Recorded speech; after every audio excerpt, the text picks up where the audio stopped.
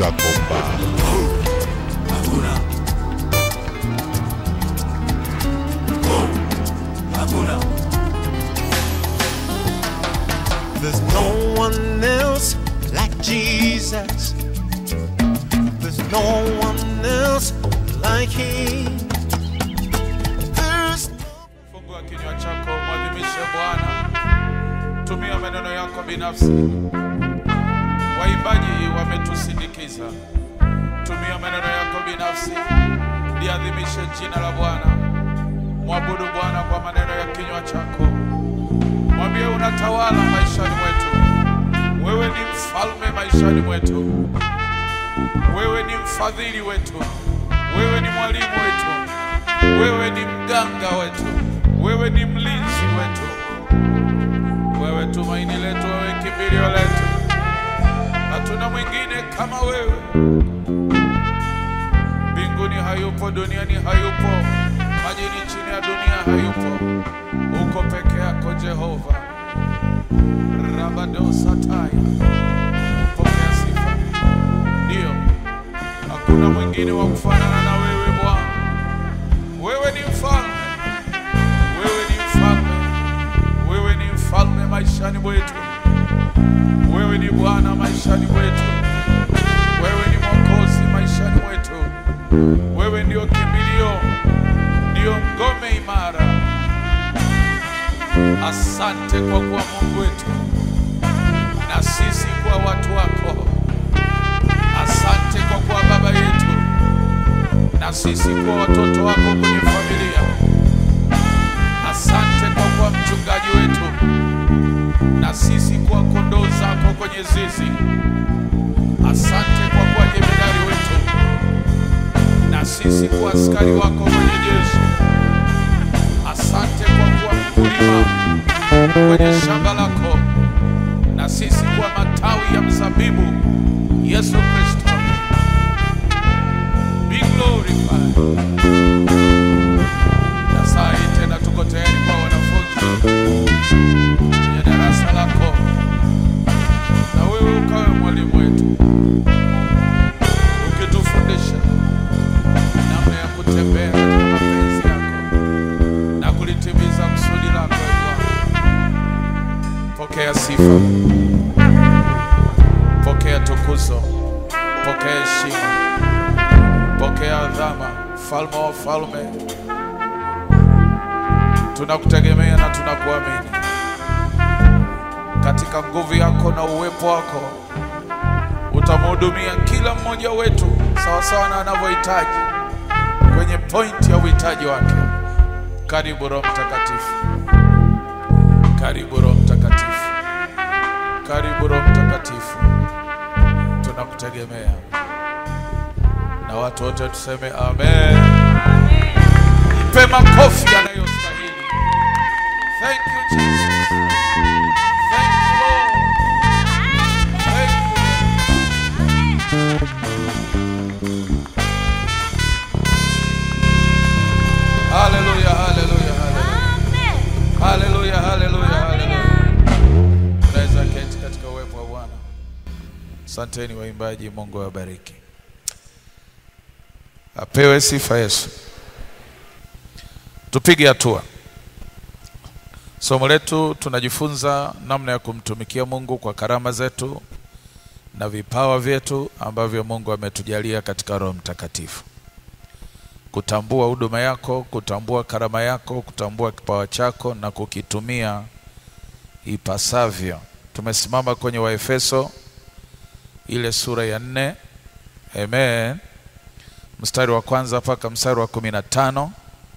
Ule mstari wa 8 anasema Bwana Yesu alipopaa juu aliteka mateka kawapa wanadamu vipawa. Hivyo ninawasihi mwenende kama wito wenu mlioitiwa ulivyo. Huo ni mstari wa kwanza. Kwa unyenyekevu wote. Naye Yesu aliwapa wengine wito kuwa mitume, na wengine wamepewa wito wa kuwa manabii, na wengine aliwapa wito wa kuwa wainjilisti, na pia wengine aliwapa wito wa kuwa wachungaji, na wengine walipewa wito wa kuwa walimu.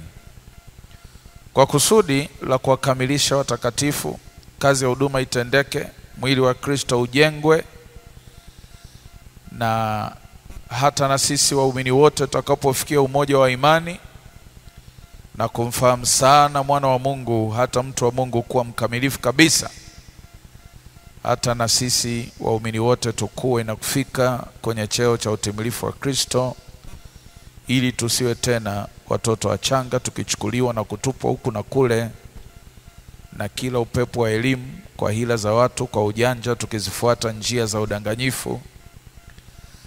Lakini tuishike kweli, yani tulishike neno la Mungu katika upendo na kukua katika huo upendo, hata tumfikie yeye Yesu aliye yote katika yote, yani Kristo, yeye aliye kichwa cha kanisa la Mungu Baba.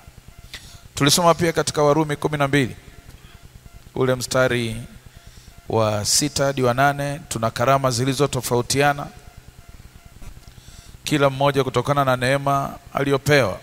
Basi kama ni unabii, kama ni kufundisha, kama ni utoaji, kama ni uongozi, usimamizi, kama ni kutia moyo, kama ni kuhudumu, kama ni huduma zile za huruma, kila mmoja na afanye wito wake kwa imani. Imani maana yake kwa uhakika. Afanye wito wake kwa bidii na afanye wito wake kwa furaha.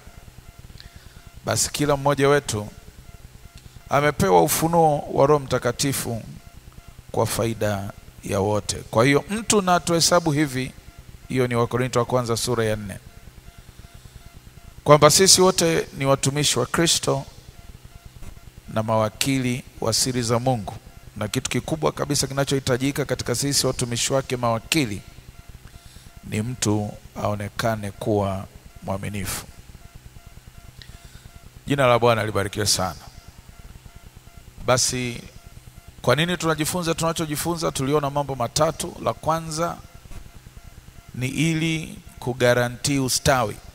Ukimtumikia Mungu, ukamzalia Bwana matunda, tawi linalozaa linasafishwa, linahudumiwa ili lizidi kuzaa sana. Njia ya mkato ya kutembea katika mafanikio duniani ni wewe kulijua kusudi la Mungu na kulitumikia kusudi la Mungu maishani mwako. Hakuna mtu hataki hiyo. Kila mtu anataka kustawi, kila mtu anataka kufanikiwa. Lakini kutokana na mistari hiyo ya Yohana sura ya 15, Bwana Yesu alituonyesha waziwazi kwamba ili ufanikiwe, ili umwagiliwe, ili upaliliwe, ili ujengewe wigo, ili upuliziwe dawa, ili uongezewe rutuba, tena kwenye Zaburi anasema ung'olewe kwenye ardhi ya kawaida, upandwe kando ya mito ya maji ya uzima. Wewe utakuwa hausubiri mvua, utastawi hata kiangazi kwa sababu hausubiri mvua. Wanaosubiri mvua watatakiwa wasubiri masika, ndio watapendeza. Lakini mtu wa Mungu ni kama mti uliopandwa kando ya mito. Majani yake ni ya kijani siku zote kwa sababu mizizi yake inakunywa moja kwa moja kwenye mito, haisubiri mvua. Kwa hiyo mimi na wewe, ili tuwe aina hiyo ya watu, katikati ya ukame tunastawi, amen, basi tulitumikie kusudi la Mungu ambalo kila mmoja kapewa kwa staili yake. Mwingine karama ya unabii, mwingine kupambanua roho, mwingine imani, mwingine lugha, mwingine hekima, mwingine maarifa. Kila mtu amepewa cha kwake. Mwingine watoto, mwingine ujenzi, mwingine biashara, mwingine microphone, mwingine uratibu. Hata kwenye microphone hutamuona, lakini ndiye anayesimamia kamati zote ziende vizuri. Jina la Bwana libarikiwe sana. Wengine wako kwenye utoaji, wengine wako kwenye maombi kule chumba cha maombi. Kila mmoja ajue cha kwake. Wengine hawapo kabisa huko ndani. Wengine ni maaskari polisi, wengine ni madaktari, wengine ni wakulima, wengine ni madereva. Lakini kila mtu analitumikia kusudi fulani la Mungu. Kiwango chako cha baraka, kiwango chako cha ushindi na mafanikio duniani kinategemea kama unalitumikia kusudi la Mungu. Kumbukumbu 28 47 48 anasema, nimekupa wingi wa vitu ili unitumikie kwa furaha. Haleluya. Jina la Bwana libarikiwe sana. Ngoja nikutafutie mstari niuweke hapo. Mungu ametupa kulitumikia kusudi lake, sio kwa njia ya mateso, ingawa mateso yanaweza kuwepo, lakini Mungu ametugarantii wingi wa vitu. Amen. Tuseme wote, wingi wa vitu. Jina la Bwana libarikiwe sana. Wingi. Sijui nimeweka wapi wa mstari wangu, mstari maarufu.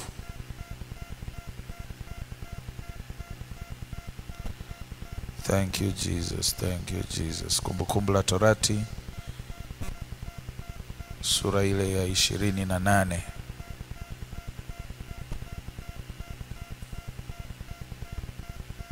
Utaona jinsi ambavyo Mungu anakuwa mkali endapo anakupa wingi wa vitu alafu haupatikani, unaingia mitini.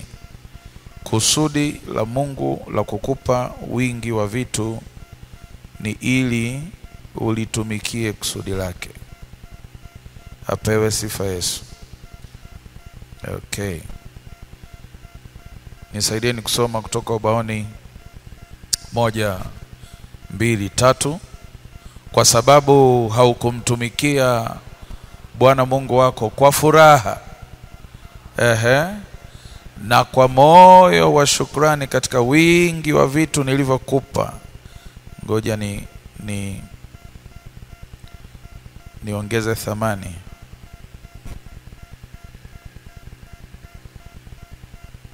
Niongeze thamani ya hilo neno haukumtumikia. Nimeweka rangi ya blue kwenye kumtumikia na nimeweka rangi ya blue kwenye wingi wa vitu, ili uone mahusiano yaliyopo kati ya uchumi, ustawi, afya na utumishi. Amen. Soma tena kwa sauti 1, 2, 3. Kwa sababu haukumtumikia Bwana Mungu wako kwa furaha na kwa moyo wa shukrani katika nini? Katika wingi wa vitu nilivyokupa. Kwa hiyo nitakupeleka utumwani, nawe utamtumikia adui yako ambaye Bwana atamleta juu ya maisha yako. Utamtumikia adui yako katika hali ya njaa, utamtumikia adui yako katika hali ya kiu, maana yake na kunyang'anya chakula na kunyang'anya maji. Utamtumikia adui yako katika hali ya uchi na kunyang'anya mavazi. Utamtumikia adui yako katika hali ya uhitaji wa vitu vyote. Hapo amechoka kuorozesha, akasema kila kitu nitakunyang'anya. Utakuwa na umaskini wa kutosha, Kiswahili cha kisasa. Naye Bwana atakuwekea kongwa la chuma. Bwana atakuwekea kongo la chuma shingoni mwako mpaka uangamizwe kabisa huko utumwani. Hata maiti yako sitaki kuiona huko Israel. Sababu ni nini? Nilikupa, soma baoni, nilikupa au nilikubariki kwa wingi wa vitu ili unitumikie kwa furaha na kwa moyo wa shukrani. Lakini we Israel haukufanya hivyo. Kwa hiyo unaweza ukaona direct relationship, uhusiano wa moja kwa moja wa ustawi wa mtu, afya, uchumi na utumishi wa mtu. Unataka kustawi, unataka kupendeza katikati ya kiangazi, Mungu anataka ulitumikie kusudi lake. Yesi Mungu wa hasara. Amen. Akikupalilia, akikumwagilia, akikokea rutuba usipozaa, anakata. Na isiwe hivyo kwako na kwangu katika jina la Yesu. Na isiwe hivyo kwako na kwangu katika jina la Yesu. Mungu atupe kulitumikia kusudi lake, na Mungu atupe kustawi juu ya nchi katika jina la Yesu. Kila mmoja wetu sasa anatakiwa kutafuta kujua cha kwake. Amen. Na tuliangalia sababu ya 3 ni ili tuwe na ujasiri siku ya hukumu. Kuna watu watapoteza mbingu kwa sababu ya kazi, kwa sababu ya hesabu ya kazi. Sawa, kwa hiyo tuko hapa kuangalia namna tunavyoweza kumtumikia Mungu. Ziko huduma kuu 5. Kama haujajikuta kwenye mitume, manabii, wachungaji, wainjilisti na walimu, basi we uko kule upande wa kulia kabisa kwenye huduma za masaidiano. Walioitwa ni wengi, lakini walioteuliwa ni wachache. Sasa leo nifafanue kidogo huduma kuu 5 zinavyofanya kazi, maana kwanza hazituhusu sisi huko wengi.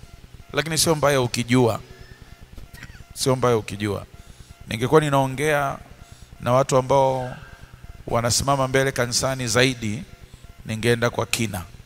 Lakini sehemu ya wewe tumeifanya kwa kina. Hiyo sehemu ya katikati na ile sehemu ya kulia kabisa. Sasa mitume ni wapi? Mitume ni wahubiri wa injili pia, wanaosimama mbele na kufundisha neno. Lakini utofauti wao na wachungaji na wainjilisti na walimu ni kwamba mitume wana neema kubwa zaidi ndani yao ya kwenda kuanzisha na kuweka msingi. Mitume wana uwezo mkubwa wamepewa. Sio kwamba wengine ni wazembe. Akienda mwinjilisti kuanzisha kazi mahali, au mwalimu kuanzisha kazi mahali ambapo ilikuwa haijaanza, matokeo yake hayatafanana kama mtume angeenda. Yule aliyefinyangwa na Mungu kuwa mtume, yule ambaye ana wiring ya kuwa mtume, yule ambaye ana neema na mafuta ya kuwa mtume, ingawa na yeye ni mhubiri wa neno kama mimi na wewe, lakini yeye ana neema zaidi. Mafuta ya Roho Mtakatifu yanayofanya kazi ndani yake ni maalum kuchimba msingi, kulay foundation, kumwaga zege na kutengeneza mafundisho ya kwanza ambayo wale watu wapya watayahitaji, na wakikaa kwenye mafundisho ya namna hiyo ni ngumu sana kurudi nyuma.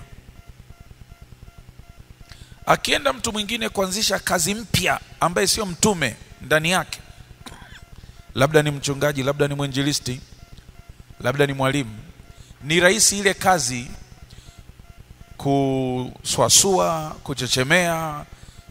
Afya ya mwendo wake wa kwanza haitakuwa kama angeenda mtume. Kwa hiyo mitume ni watumishi kama sisi. Wengine tumewapa kola ni wachungaji, wengine ni wainjilisti, lakini ndani yao wana neema kubwa kabisa ya kwenda kuanzisha mambo. Hata kama ni mchungaji mwenye mafuta ya kitume, ukimpeleka mahali kazi imelala, panaamka kwa nguvu sana na maendeleo yanakuwa makubwa kwa haraka, kirahisi, kuliko ukimpeleka mtu mwingine ambaye hana mafuta ya utume. Wakorinto wa kwanza sura ya 3 mstari wa 10 mpaka mstari wa 15.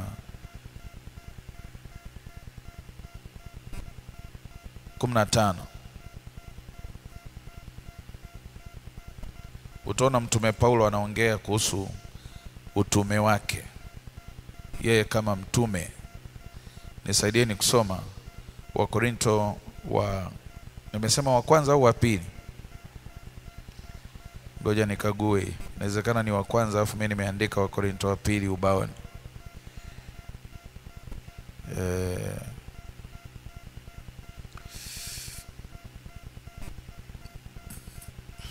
Ni Wakorinto wa kwanza. Kwa hiyo utakapopata hizi notes hakikisha unarekebisha, maana nimeshamaliza kuziandika. Kwa hiyo wale ambao nimewatumia hizi notes, wale wote ambao jana tulisalimiana kwenye WhatsApp, Kama leo ulifungua WhatsApp umeona tayari notes zote hizi, hata zile ambazo sijafundisha nimeshazituma, nimeshazirusha, ziko kwenye simu yako. Kama simu yako ina uwezo wa kusoma PowerPoint, basi imeshakuja. Ukigundua kwamba simu yako haina program ya PowerPoint, basi itakulazimu udownload. Ikikusumbua leta flash, takuwekea kama nilivyo ahidi. Amen. Bure kabisa. Wakorintho wa kwanza sura ya 3, soma 1, 2, 3. Kila mtu naangalie jinsi anavyojenga juu ya mwamba au juu ya msingi, au anavyotumika, ikiwa ni kwa kujenga kwa dhahabu au kwa fedha au kwa shaba au kwa chuma au kwa mawe au kwa miti au kwa manyasi. Kila mtu ajue kwamba kazi yake, kazi ya kila mtu itapimwa kwa moto, ikiwa ni ya namna gani itakaguliwa. Ngoja nitafute sehemu nyingine ambapo Paulo aliongea kitu hicho. Alianza kwa maneno tofauti kidogo. Kwenye maandiko anasema hivi. Naona kwenye notes zangu nimepunguza baadhi ya maneno. Anasema kwa kadri ya neema ya Mungu niliyopewa. Huo ni mstari wa 10. Mimi Paulo, kama mkuu wa wajenzi wenye hekima, niliuweka msingi. Msingi huo ni Yesu Kristo. Sasa mwinjilisti anaweza kupeleka Yesu mahali ambapo kazi haijaanza. Mchungaji pia anaweza kupeleka injili. Mwalimu pia anaweza. Lakini matokeo ya msingi, uimara wa msingi, hautafanana na mtumishi ambaye mafuta yake kwa ndani ni ya kitume. Sasa Paulo anasema pamoja na kwamba mimi ni mhubiri, pamoja na kwamba mimi ni mwalimu, lakini pia mimi ni mtume. Nina hiyo neema. Ukinipeleka mahali kuanzisha kazi mahali ambapo haijawahi kuwepo, mimi nina neema kubwa ya kulaza msingi. Alafu watu wengine sasa, wachungaji, wainjilisti, walimu, wanakuja kujenga juu. Mstari wa 11, maana msingi mwingine hakuna mtu mwingine anaweza kuweka isipokuwa ni ule uliokwisha kuwekwa, yani Kristo. Jina la Bwana libarikiwe sana. Kwa hiyo mitume ni watu ambao Mungu amewajalia neema kubwa ya kuenda kuanzisha kazi, na hata kama sio kuanzisha kazi, akienda mahali akakuta kazi ilishaanza, bado ana neema kubwa ya kulaza mafundisho ya kwanza kwenye mioyo ya watu. Mafundisho yatakayo wafanya waweze kustahimili. Mafundisho yatakayo wafanya waweze kuvumilia. Amen. Au ndio mitume.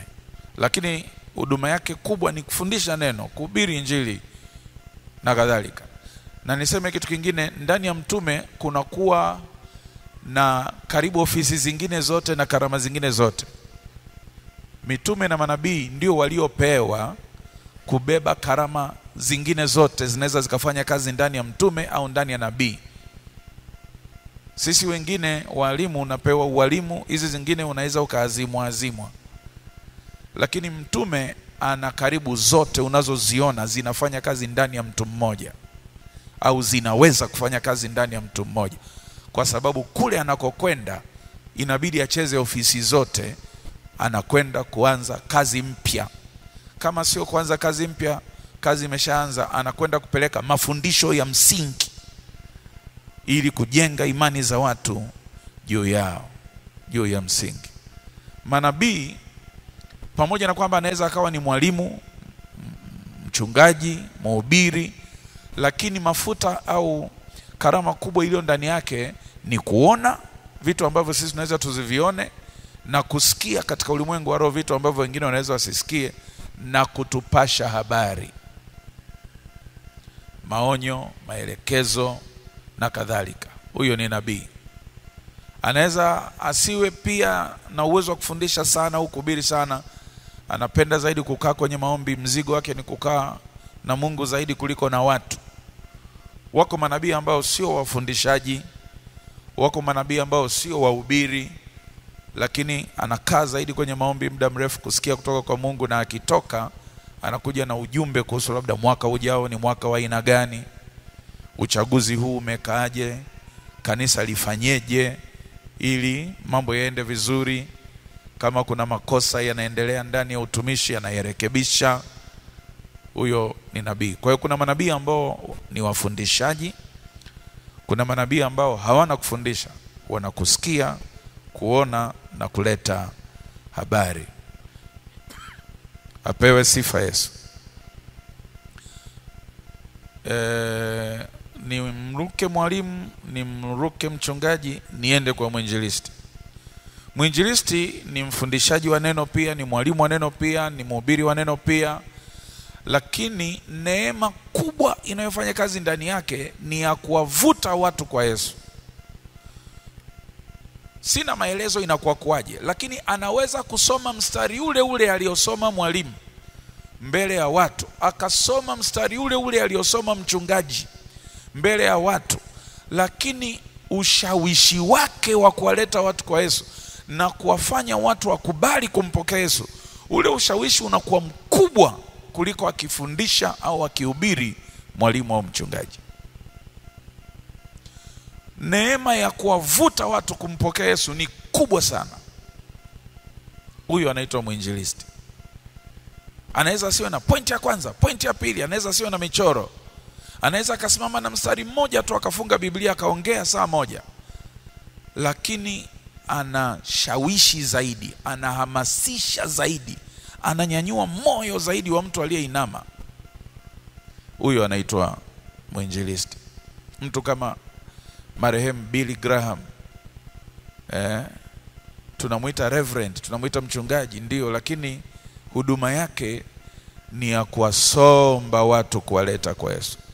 Anajaza uwanja wa mpira maelfu ya watu, ana hiyo neema. Sasa mstari ule ule ulioleta watu 10,000 kwa Yesu, akitumia mtu mwingine ambaye si mwinjilisti, hatapata matokeo aliyoyapata mwinjilisti. Ndio utajua hapo sasa tofauti ya mafuta au neema inayofanya kazi ndani ya mtu huyu na yule. Apewe sifa Yesu. Sasa hapa ninaongea hizi karama au hizi huduma kwa lugha ya kibibilia. Maana nikiingia tu kwenye lugha ya kidhehebu tunatofautiana tunavyowaita hawa watu. Kwenye lugha za kidhehebu mwinjilisti ni cheo cha chini. Akienda kusoma na akapanda cheo anakuwa mchungaji, anaacha uinjilisti. Hiyo ni lugha ya kidhehebu na makanisa yanatofautiana namna wanavyowaita watu. Unaweza ukaingia kwenye kanisa moja hutasikia neno shemasi, unaingia kwenye kanisa jingine unaona wanatumia neno shemasi kwa mtu ambaye amemaliza kabisa chuo cha Biblia lakini bado anaitwa shemasi. Wakati ukiingia kwenye kanisa jingine, shemasi ni mtu ambaye hata kusomea hajasomea, ni mtu ambaye anasaidia tu kuhesabu watu, anasaidia uhudumu ndani ya nyumba ya Bwana, wakati mchungaji au mtume au mwalimu anaendelea na huduma. Kwa hiyo makanisa na madhehebu yanatofautiana namna yanavyotumia hii misamiati. Sasa hayo ninayaacha pembeni, maana hatutafanana hapo. Lakini tukiangalia ofisi moja moja kwa lugha ya kibibilia, ndio hivyo ninavyosema. Mwinjilisti anaweza kawa mchungaji kabisa, lakini mafuta yaliyoko ndani yake ni ya kuwashawishi watu kutubu, kuwashawishi watu kuja kwa Yesu. Hatumii nguvu nyingi kama ambavyo ningetumia mimi kama mwalimu. Sasa wachungaji wa huko kwenu siwajui wengi, lakini kule nilikotoka mtu kama mchungaji Hiza, ingawa ni mchungaji, lakini mafuta yaliyoko ndani yake ni ya kiinjilisti. Yaani ukimpa dakika 10 mtafurahi, mtacheka shamra na watu watafanya toba na watakuja kwa Yesu. Lakini mtu kama mchungaji Mastai, yule ni mtume zaidi. Ukimpa aanzishe jambo halitachukua muda, limesimama. Na ndani ya mtume kuna ubuldoza, kuna ukatapila kidogo, maana ndio anaenda kuvunja miamba, kung'oa visiki, kutengeneza barabara wengine waje wapite. Kwa hiyo hulka za mtume hazina upole na urafiki, lakini mchungaji ni mtu mpole, ni mtu mtaratibu, mwenye hekima zaidi.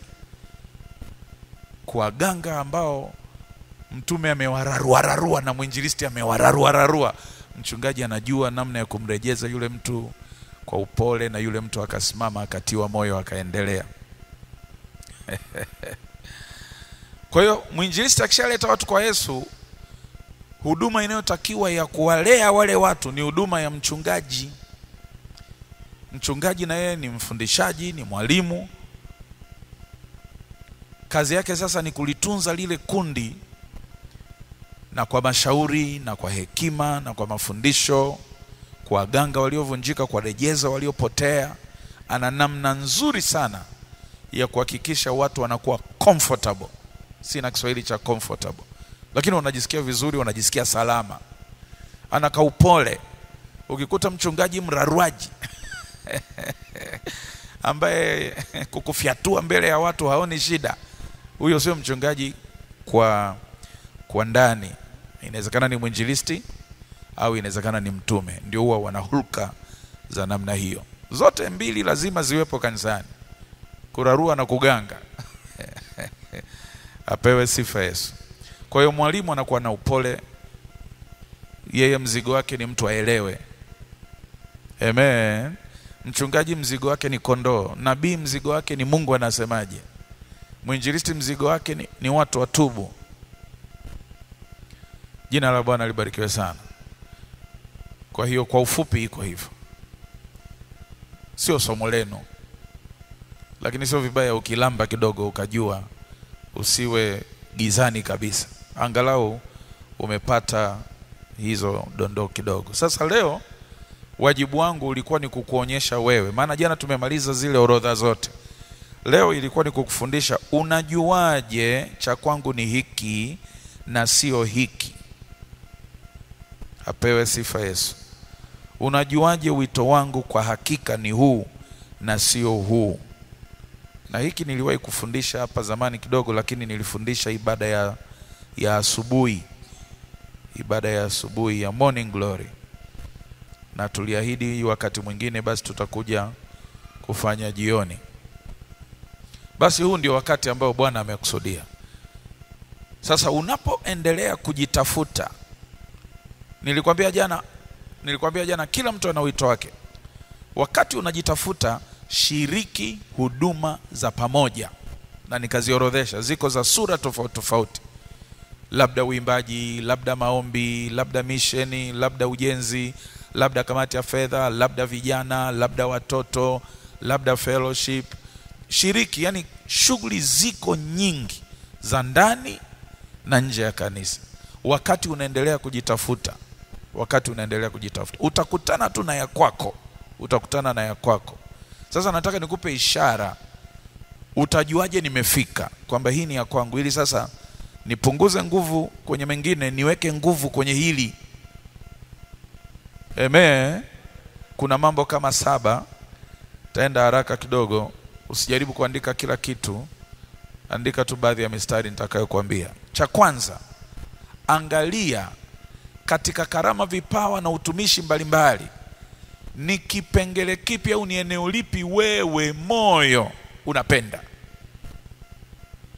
Mungu hawezi kukupa wito ambao huna passion. Kiswahili cha passion ni mzigo. Yes, mzigo. Mapenzi, mzigo wenye mapenzi. Yani unaupenda ule mzigo. Kwa mfano, anayependa watoto, mwenye huduma ya watoto, anawawaza watoto, anawafikiria watoto, ana mzigo nao, inatawala mawazo yake. Mwingine humu ndani kinachomsumbua ni usikivu. Watu hawasikii. Microphone inapiga uluzi. Huu ndio mzigo wake. Anaweza asiongee kuhusu kitu kingine, yeye akaongea kuhusu umeme, vyombo, sauti na kadhalika. Wakati mwingine mzigo wake ni watu wanavyoingia kanisani na wanavyopata shida pa kukaa. Unajua huyu sasa yuko kwenye uhudumu. yule mwingine yuko kwenye vyombo, yule mwingine yuko kwa watoto. Kila mtu ana mzigo wake, ana passion, yani mzigo wenye kupenda ndani. Anaweza akajitolea kufanya hilo jambo hata kama halipwi. Ukimwambia mission, kwenda vijijini, ndio mzigo wake. Mwingine maombi, yani mzigo wake ni maombi. Anaweza asiwaze idadi ya watu, anaweza asiwaze mhubiri ni nani. Akisikia tu kuna ibada, akisikia tu kuna kongamano, akisikia tu kuna seminar, anawaza kuibeba hiyo kazi ya Bwana kwenye maombi. Wakati mwingine kasikia hivyo hivyo, yeye anawaza gharama. Mzigo wake ni kwenye gharama. Budget ikoje? Naweza nikachangiaje? Unajua huyu ni mfadhili. Angalia wewe, kuna kitu unakifurahiaga, unakipenda zaidi, tukikwambia ukakifanya bila kulipwa, uko radhi. Baada ya kukifanya unasikia raha. Sasa ule msukumo wa kupenda jambo fulani, passion kwa Kiingereza, ni indicator ya kwanza ya wito wako. Mungu hawezi kukuitia jambo ambalo eti huna mzigo nalo. Havifanani. Mzigo, kupenda, passion ndio indicator namba 1. Jina la Bwana libarikiwe sana. Tunaenda pamoja watu wa Mungu. Yohana sura ya 8 mstari wa kwanza. Yohana sura ya 8 mstari wa kwanza. Baada ya Bible study, kila mtu akaondoka kwenda nyumbani kulala. Yesu akaenda mlimani. Hujachoka? Nimechoka, lakini lazima niende mlimani. Kwenye baridi, kwenye mbu, kwenye mawe. It is never comfortable kule. Lakini pamoja na dhiki na taabu iliyopo kwenye hiyo jambo, yeye ndio anapenda kwendaga huko. Pamoja na kelele zile za watoto na mapampas na makamasi na fujo zote za watoto, mwenzako ndio anapenda huko. Taabu ya kufunga na kuomba na kukesha kwenye idara ya maombi, mwenzako ndio anapenda huko. Wakati wewe unamhurumia, yeye anakushangaa. Mwenzako kufika hapa saa 8 kufunga vyombo na kuhakikisha kila microphone inasikika vizuri, yeye ndio anapenda hiyo. Yani akiwa kazini anawaza saa ngapi nichomoke nikawahi kufunga vyombo. Na nyie wote mnawaza kwenda nyumbani, yeye anawaza vikae salama store. Akishafunga ule kufuli ya mwisho, kila kitu kiko salama, anasikia raha. Amemanage eneo hilo. Wewe unakaa unasikiliza neno, yeye anazunguka tu anasema ngoja nisikilize upande huu anasikiaje, upande huu anasikiaje. Hivyo wale kule nyuma wanasikia, hapa mbele mwalimu anajisikia, ndio anahangaika na hiyo. Wewe unahangaika na kuandika mstari, yeye wazi sana mstari, anawaza sana usikivu. Sema hii waya hii itakuwa ina shida, ona inavyopiga kelele. Nyie wote hamjajua kwamba kuna waya inapiga kelele hapa. Hivi waya inapiga kelele, si unaona ujui? Inatoa kama ungurumo. Vyombo vinatoa kama ungurumo, hata kama tumenyamaza hivi wote unasikia tu ngui. Unajua hapa kuna shida ya waya au umeme mdogo au nini. Mzigo, passion. Kwa hebu angalia kitu gani wewe unapenda na uko radhi kufanya bila hata kulipwa. Ngoja nigeuze. Uko radhi kulipa ili uruhusiwe wewe kufanya. Uko radhi kutoa gharama zako. Nimekutana na binti ananiambia naenda, ana begi ya mgongoni. Vipi, wapi? Safari ya kikazi. Akasema ya kihuduma, naenda kwenye seminar ya walimu wa Sunday School Morogoro. Nikamwambia Mungu akubariki sana. Mko wangapi? Akasema niko peke yangu, sharika mzima hawakuweza kutulipia, lakini mimi nimejilipia. Hawezi kosa seminar ya walimu wa Sunday School. Yuko kazini, akiwa kazini anajiiba, aende kununua maputo, aende kununua rangi, anawawaza watoto wa Sunday School. Hajatumwa na mtu. Hata mchungaji hajui kwamba yule binti kanunua maputo, kanunua colors, rangi, amefanya photocopy mamichoro kwa hela yake. Nasema hii sadaka yangu kwa Bwana. Ndio raha yake. Yuko radhi kulipa, sio kulipwa. Sio tu kufanya bure, yuko radhi aingie gharama. Niliwapo ushuhuda yule mama ambaye anapenda maua, yani hakujuaga penda maua ndio wito wake. Mpaka alipofika kanisani akakuta mbele hapa japambwa. Ndio akaelewa kwa nini anapenda maua, ndio akaelewa kwa nini ana madebe mengi ya maua nyumbani. Kwa gharama zake ananunuaga viungu kwa ajili ya madhabahu ya kanisani kwao. Hasubiri harambe. Jina la Bwana libarikiwe sana. Anapenda kufanya. Kutoka 33 nimeweka hapo ubaoni. Inafanana na Yohana 8, Luka 6. Luka 6 inasema Yesu alikuwa na kesha usiku kucha kwenye kumomba Mungu. Usiku kucha.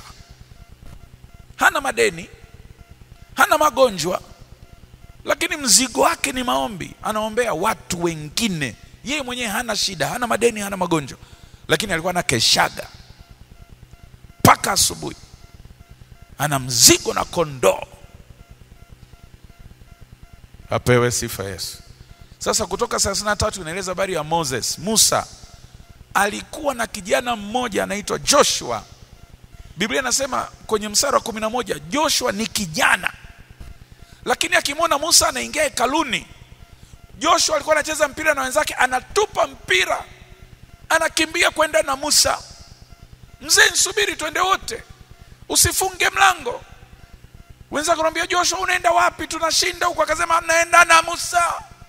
Joshua, mambo ya wazee hayo, niache na mambo ya wazee. Musa anamuuliza, utaki kucheza volleyball na wenzako? Sema waache, mimi nataka kwenda huku na kwendaga. Kwa nini? Sasa sijui tu, ila nikikuonaga unaingia huku mimi nasikia vinyweleo vinanisimama. Hiyo haijaandikwa, nimeongezea chumvi tu kidogo. Musa anamwekea Joshua mkono begani, wanaingia madhabahuni, wanapiga magoti, wanaomba masaa mawili. Biblia inasema mstari wa 10 na wa 11 Musa ananyanyuka kurudi kambini, Joshua anabaki. Labda Musa anaanzisha na wimbo wa kuabudu ili Joshua ajue tumemaliza. Tuna kushukuru Bwana, tuna kushukuru. Anamcheki Joshua kwa jicho la kushoto. Anaona Joshua wala asikilizi, anaendelea tu horia bazeta, horia bazeta, horia bazeta. Musa anaona mguse bega, nafikiri turudi. Joshua ananyanyua goti moja tu. Mzee, nafikiri wewe tangulia, mimi niache. Una mzigo kuliko mimi mwenye usharika. Wewe tangulia. Na Biblia inasema Joshua akabaki hemani wakati Musa anaondoka. Mstari wa 11 unamalizia, naye ni kijana. Amepoteza ladha ya tamthilia, amepoteza ladha ya mpira. Hamu yake nyumba ya Bwana. Musa alisimama mlangoni, hiyo haijaandikwa pia, nimeongezea tu. Aligeuka kumwangalia Joshua pale madhabahuni, akasema kama kijana nimepewa. Amen. Musa anapanda mlimani na wazee 70.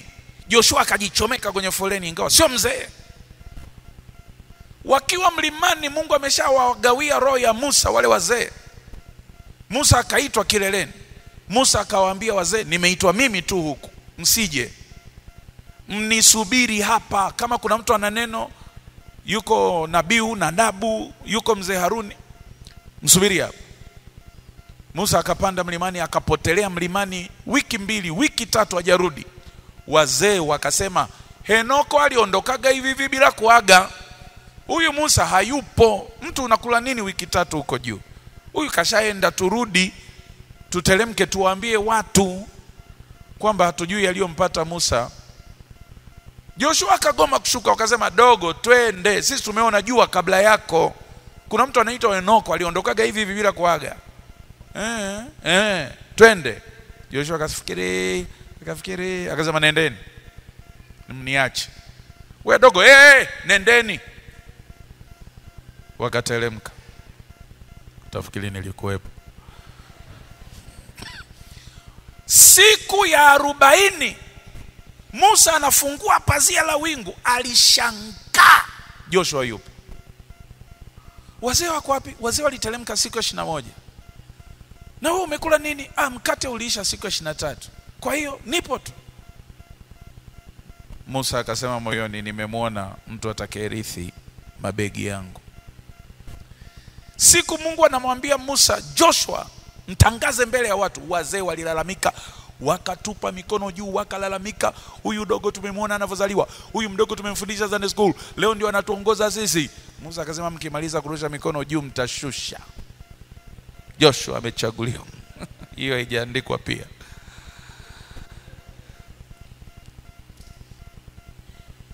Ana mzigo na mambo ya Mungu. Hahitaji hamasa, hahitaji kufuatiliwa. Ana mzigo na watoto, ana mzigo na vyombo, ana mzigo na gharama za injili, ana mzigo na kikundi cha maombi. Akifika kwenye kikundi cha maombi akakuta hakuna mtu, anauliza, hivi leo tulimpanga nani kufunga na kuomba? Mbona hajaja? Anaingia yeye kufunga. Ingawa ana zamu yake ya kufunga, lakini anabeba na zamu ya mtu mwingine. Mtu mwenye mzigo. Kwa hiyo haiwezekani upewe karama, wito, ofisi, huduma ambayo huipendi. Impossible. Angalia unapenda nini kufanya kwa hiari yako. Una mzigo nao huo utumishi. Pointi ya pili, angalia unaweza nini. Kuna watu mnapenda kuimba lakini hamwezi kuimba, nazidi kuwachuja hapo sasa. Kuna watu mnapenda kuhubiri lakini hamwezi kuhubiri. Kwa hiyo usivamie tu kwa sababu unapenda. Hebu angalia pia hicho unachopenda unakiweza. Unaweza kuhubiri, unaweza kufundisha, unaweza kuomba, unaweza kukaa na watoto, unaweza biashara, unaweza kupika. Wanasema uthibitisho, wazungu wanasema the proof is in the pudding. Uthibitisho uko kwenye mchuzi. Kama wewe ni mpishi, usiongee sana, tupe mchuzi wako, tutakwambia wewe ni mpishi au umejisingizia. Angalia una uwezo gani.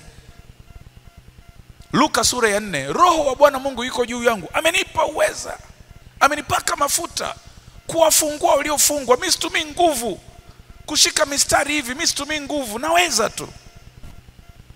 Ni mwalimu, kwa hiyo naweza. Mpiga keyboard na yeye ananishangaga mimi ninavyoshika mistari, afu na mimi namshangaga anavyokanyaga keyboard bila kuangalia. Kwa hiyo ananishangaa na mimi namshangaa, kwa hiyo tunashangaana. Kila mtu anaweza cha kwake.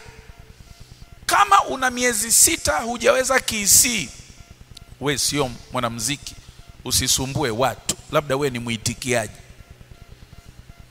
KC ndio kinyepesi kuliko zote. Ndani ya mwezi mmoja tu, kama wewe kweli ni mwanamuziki, unatakiwa uweze KC. Usilete fujo nyumbani mwa Bwana. Kwa hiyo kama unapenda, angalia jambo la pili, unaweza. Biblia inasema kwenye Matendo 6, Stefano alikuwa mdiakonia nyumbani mwa Bwana, mtu wa kuhudumia yatima na wajane, nguo zao, sabuni, chakula, mambo ya unga wa ngano, mafuta, mkaa. Ametumwa kwenda sokoni kuleta unga wa ngano na mkaa. Akarudi na waumini wapya 18. Petro akamuuliza, umewatoa wapi? Ulikuwa unahubiri? Akasema, hapana, nilikuwa natoa change. Nilivotoa change, hiyo haijaandikwa pia, nimeongezea chumvi kidogo. Nilikuwa natoa change, mapepo yakalipuka. Kwa hiyo nikawaombea watu wakafunguliwa, ndio hao nimekuja nao. Wakajua huyu mtoto sio mdiakonia, huyu mtoto ni mwinjilisti, wakamhamisha idara. Wainjilisti ndio wanatembea na ishara. Nilisahau kusema wakati naongea kuhusu zile huduma 5. Mtume, nabii na mwinjilisti, hawa watatu wana ishara na miujiza mingi. Mchungaji na mwalimu, ishara na miujiza ni vitu anahitaji kufunga sana kupata hata kamoja. Lakini mtume au mwinjilisti anaweza sio amefunga na kuomba, miujiza ikafanyika kwake, maana ni ofisi yake. Ndio alivyokuwa Stefano. Alikuwa afanye huduma, alikuwa anatoa change, mapepo yakalipuka. Hajitahidi. Wewe sasa angalia unavyotingisha watu wanaokuja kuombewa, unawatingisha unawajaza na mate usoni, na bado matokeo hamna. Mwenzako anaweza akawa bado anaongea hata hajaanza kuomba, matokeo yakaanza, kwa sababu sio yeye, ni mafuta yake. Ndio hicho Yesu anasema, mimi Roho Bwana yuko juu yangu. Akapewa tu chocho nabii Isaya anasema, Roho Bwana Mungu yuko juu yangu, amenipaka mafuta niwahubiri maskini habari njema. Kule nyuma wakasikia katikati ya ibada. Alikuwa hakemei mtu, alikuwa anasoma, lakini mafuta yake yakaanza kudisturb mapepo. Huyo either ni mtume au ni nabii au ni mwinjilisti, ndio wako hivyo. Kutoka 31 kuna jamaa anaitwa Bezaleli. Mungu akamuona Musa anavyohangaika wakati Musa anateremka mlimani, ameshapewa ramani ile ya hekalu. Mungu akaona mahangaiko kwamba atamueleweshaje fundi alichoona. Na Musa hajui kuchora, ana upako wa kufungua bahari lakini hajui kuchora. Mungu amegawa. Kwa hiyo Mungu akamhurumia Musa, akasema usiogope, ukifika chini mtafute Bezaleli, wewe msimulie ulichoona tu, yeye atachora. Musa akampata Bezaleli, akamleta ofisini, akasema Mungu ameniambia tini kusimulia. Bezaleli akasema hebu subiri kidogo, naomba kalamu na karatasi. Akaletewa. Musa akaanza kusema nimeona kinara cha taki na mikono 7. Akasema mikono 7? Kina kitako? Kina kitako. Akasema kama hivi. Akasema dogo, umejuaje? Hivyo hivyo. Anaweza tu. Anaweza. Hawa kina Ronaldo, kina Messi wanavyocheza mpira paka unajiuliza huyu kazaliwa na mpira, anavyokimbiza. Au yule kijana anaitwa Steph Curry, basketball, anafunga magoli kutoka popote. Anaweza kufunga goli huko anaanguka lakini linaingia. Anaweza. Amezaliwa kwa kazi hiyo. Yaani angalia unachopenda unaweza, ili usilete fujo kanisani au ofisini. Amen. Jambo la 3. Kama unaweza, tutaona nini? Matokeo. Kama unaweza kuimba, maiki itakuumbua au itakutukuza kama unaweza. Kama mziki, kama uimbaji ndio eneo lako, shika maiki tuone matokeo. Kuna watu hata kula mayai mabichi hawali, wanakunywa na soda za baridi, lakini bado wakifungua sauti kama kinanda. Anaweza, ameumbwa hivyo. Matokeo yanam backup. Yohana sura ya 5 Yesu anasema kazi zangu zanishuhudia. Nisiongee sana.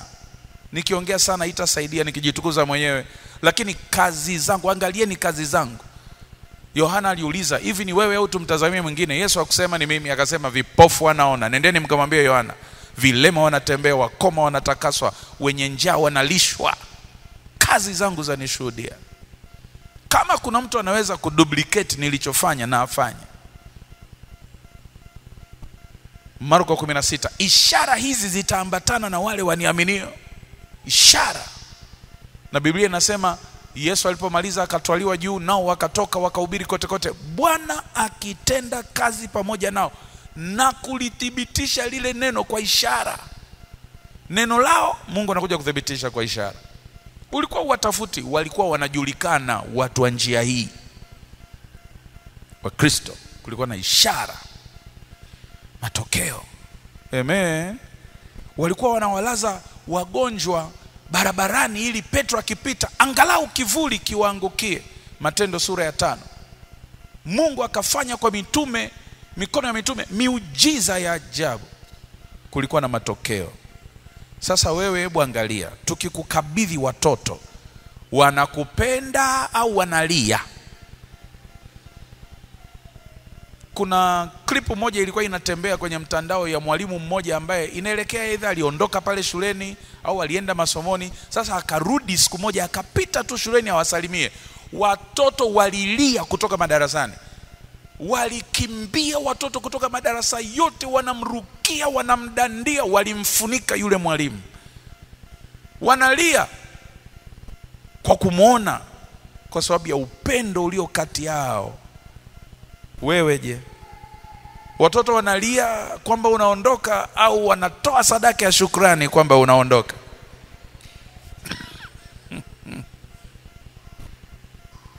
Angalia matokeo.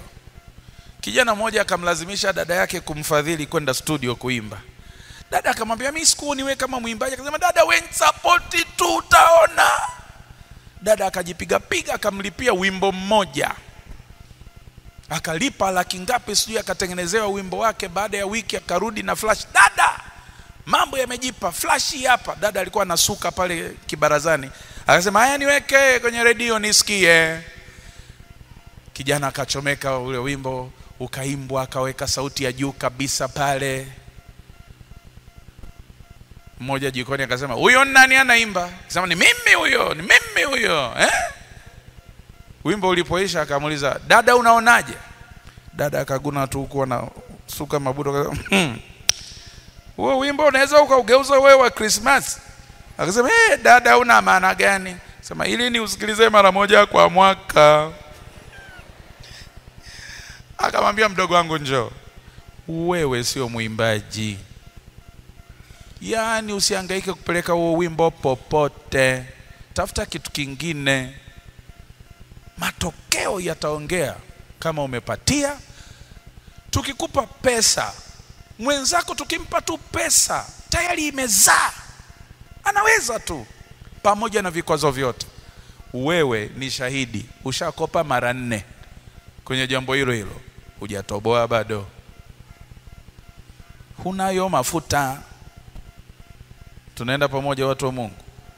Sasa jambo ambalo unaliweza, unalipenda, lina matokeo, linakupa nini?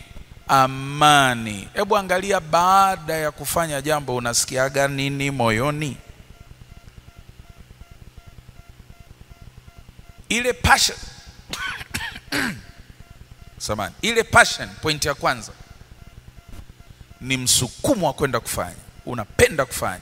Hii namba 4 ni baada ya kufanya unasikiaje? Kitu cha kwako ulichozaliwa nacho, umeitwa kwa ajili ya hicho, una amani ajabu. Hata kama ina dhiki, hata kama ina maumivu, hata kama ina gharama, hata kama ina mateso, hata kama ni kazi ngumu, wewe moyo wako unafunikwaga na amani.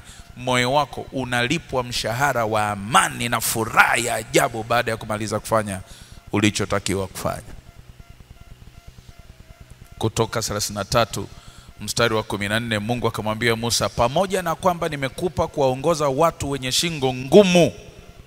Angekuwa mtu mwingine angepata pressure, angekuwa mtu mwingine angepasuka mishipa ya kichwa, lakini wewe nitakupa raha nafsini mwako. Pamoja na kwamba ni kazi ngumu kuwaongoza Wayahudi, lakini nitakupa raha nafsini mwako. Isaya 55:12, mtatoka kwa furaha, mtaongozwa kwa amani. Mithali 10:22, baraka ya Mungu utajirisha, haichanganywi na huzuni.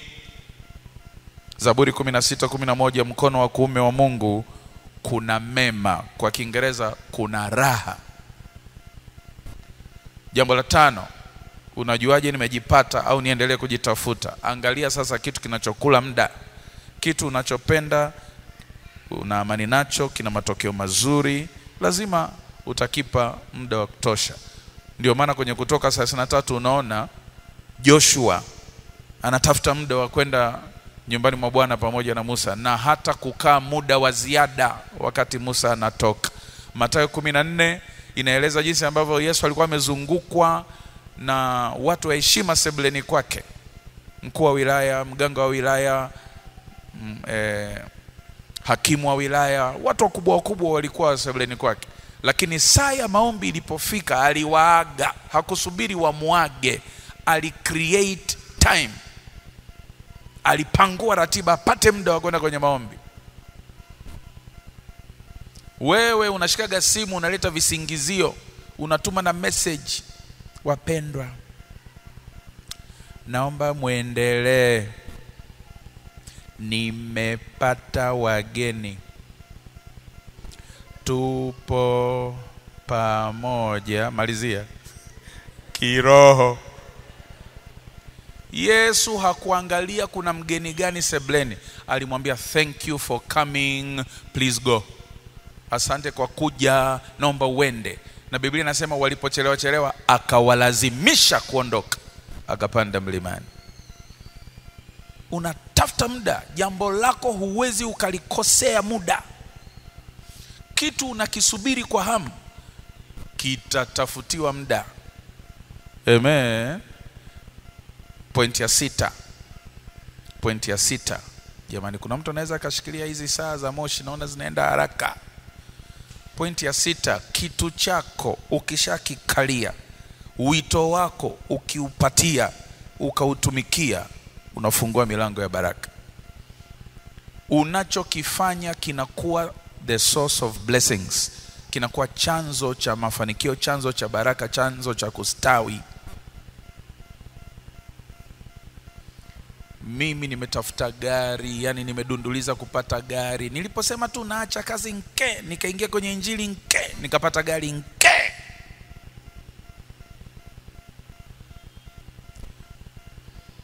Apewe sifa Yesu. Sijapauka, sijasinyaa kwenye utumishi kwa sababu nimekaa kwenye eneo langu. Na wewe ukikaa kwenye eneo lako, Mungu atakustawisha kama tulivyoanza. Tawi linalozaa ndio linasafishwa lizidi kuzaa sana. Zaburi sura ya 1 mstari wa 1 hadi wa 3 anasema heri yule mtu asienende katika njia za wasio haki, atafananishwa na mti uliopandwa kando ya mito, majani yake ni ya kijani siku zote, na kila jambo alifanyalo litafanikiwa. Na juzi niliwaambia hata kama una vitu vitano, kwa mfano mimi ni mchumi, mimi ni mwalimu wa physics na chemistry, mimi nachora, mimi ni mwalimu wa neno la Mungu, mimi nacheza pia michezo mbalimbali. Lakini katika vitu vyote hivi vitano, ualimu wa neno la Mungu ndio dole gumba. Ukiacha kufanya dole gumba lako, inawezekana wewe ni manager, inawezekana ni mkurugenzi, inawezekana ni mfanyabiashara, lakini labda dole gumba lako ni watoto, au dole gumba lako ni kusapoti injili, au dole gumba lako ni maombi. Ukiacha tu kufanya dole gumba lako, utasinyaa kwenye kila kitu. Lakini ukiweza kufanya dole gumba lako, mito ya maji ya uzima inafunguliwa, utastawishwa kwenye vingine vyovyote utakavyovigusa. Jitafute, ujipate na ukae kwenye cha kwako, utastawi. Sema amen. Ndio hiyo Mithali 10:22. Baraka ya Mungu inatajirisha, haichanganywi na huzuni. Mithali 17:8 inakufungulia nafasi. Mithali 18:16 inakuketisha mbele za wakuu. Karama yako inakufungulia nafasi na inakuketisha mbele za wakuu. Pointi ya 7 na pointi ya mwisho, wito wako, huduma yako, karama yako, kipawa chako, utumishi wako, watu wengine watakushuhudia. Watu wengine lazima watathibitisha, watakwambia dada jamani unaimba. Yani dada ukiimba mimi vinywele vinasimama. Kaka unafundisha, yani asiyekuelewa wewe ana shida zake binafsi. Watu watakushuhudia. Jamani watoto wanakupenda. Unapoondoka wiki inakuwa kama mwaka. Watu watakushuhudia. Jamani chakula chako hivyo wakuku wako ni hapa duniani au wamedondoka kutoka juu. Watu wanajilamba vidole. Watakushuhudia. Natosha. Tuombe kwa ajili ya wagonjwa. Shika sadaka. Utakapokuja kutoa sadaka pia utagawiwa bahasha leo kwa ajili ya sadaka ya kesho. Amen. Kesho ni siku ya mwisho. Jioni tutakuwa na sadaka maalum ya kumshukuru Mungu na kuomba. Sadaka ya kumshukuru Mungu, lakini sadaka ya kuombea Mungu atupe kuchipuka kwenye karama zetu, kwa sababu tumeshaona ustawi wetu wa duniani na hakika yetu ya uzima wa milele inategemea sana kama tunafanya tunachotakiwa kufanya kwa usahihi. Amen. Simama juu.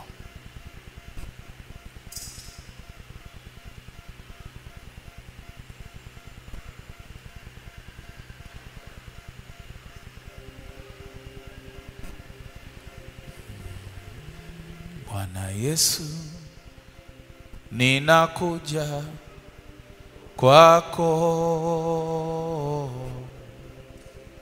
unifanye kama upendavyo. Bwana Yesu, Bwana Yesu, ninakuja kwako, unifanye mimi, unifanye kama upendavyo. Bwana Yesu, Bwana Yesu, ninakuja kwako, unifanye mimi, unifanye kama upendavyo. Nifinyange Bwana, Nifinyange Yesu, nifinyange, unifanye kama upendavyo. Niwezeshe Baba, niwezeshe Yesu, unifanye kama upendavyo.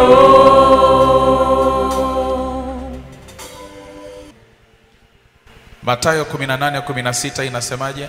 Neno moja litathibitika kwa mashahidi wawili au watatu. Kwa hiyo kuna watu wataongea kuhusu unachofanya kama umejipata. Apewe sifa Yesu. Yohana sura ya 6, watu walipokula mikate 5 mpaka wakabakiza makombo, wao ndio wakasema hakika huyu ndiye. Wao ndio wakasema. Yohana sura ya 3, Nikodemo anamwambia Yesu, hakika wewe watoka kwa Mungu. Hakuna mtu amefanya unayoyafanya wewe. Na Matendo 6, chagueni watu 7 walioshuhudiwa na sisi wote kwamba wanafaa kuwekwa kwenye jambo hili. Hebu mlilie Mungu, mwambie Bwana Yesu, ninajitafuta. Wewe ndiye uliyeniumba, ndiye uliyenileta duniani kwa kusudi lako. Ninaomba unipachike kwenye eneo ulilokusudia, kwenye mwili wa Kristo, kwenye ufalme wako. Amen. Mwambie najitafuta, sijajipata bado. Leo nagusa hiki, kesho nagusa hiki, kwa sababu sina hakika. Bado niko kwenye utumishi wa kijumla wa watu wote. Lakini wa kwangu binafsi utakao ni hoji mimi, maana kila mtu si atachukua mzigo wake mwenyewe. Ule wa kwangu nahitaji kusikia sauti yako. Nionyeshe, nifunulie, niweze kujijua. Sitaki kubahatisha, sitaki kujaribu. Nilisikia habari za mchungaji mmoja ambaye alikuwa mchungaji miaka 14. Lakini mialiko ilipozidi, halmashauri ikamruhusu kuendelea. Halmashauri ya kanisa ikamruhusu kuendelea na mialiko, wakamwekea mchungaji msaidizi mikono, akawa mchungaji kiongozi. Kule alikoenda yule jamaa, usiku Mungu akamtokea akamwambia, umefanya vizuri kuachia ile nafasi. Mungu akamwambia, sikukuita kuwa mchungaji, nilikuita kuwa mwalimu. Kazi yako ni kuzunguka na kuimarisha roho za wanafunzi. Akasema, hey, sasa mbona ulikuwa unaponya wagonjwa na watu wanaokoka? Akasema, nilikuwa naheshimu neno langu, nilikuwa naheshimu jina langu, sio wewe. Miaka 14 hujagusa kihamba chako. Leo ndio unaanza moja kwenye wito wako. Kwa usije ukawa unajaribu kulazimishia kufanya vitu ambavyo sio dole gumba. Unaweza ukaendelea na unachofanya, lakini hakikisha dole gumba unalipatia. Maana hilo ndilo Mungu atakuhoji nalo kwanza, na litaamua milele yako. Apewe sifa Yesu. Jina la Bwana libarikiwe sana. Jina la Bwana libarikiwe. Ninaomba chombo cha sadaka kikae hapo. Wale ambao mnahitaji maombezi, weka sadaka, pitiliza mbele. Amen. Wewe ambaye unadhani sio leo maana hata kesho tutafanya, weka sadaka urudi ukae. Tutafunga tutakapomaliza, tunapoimba wimbo huu. Amen. Sema ye Bwana Yesu, sadaka hii imetoka kwenye akiba muhimu maishani mwangu. Ni sadaka ya thamani kwangu. Ninaiachilia madhabahuni pako kama mbegu.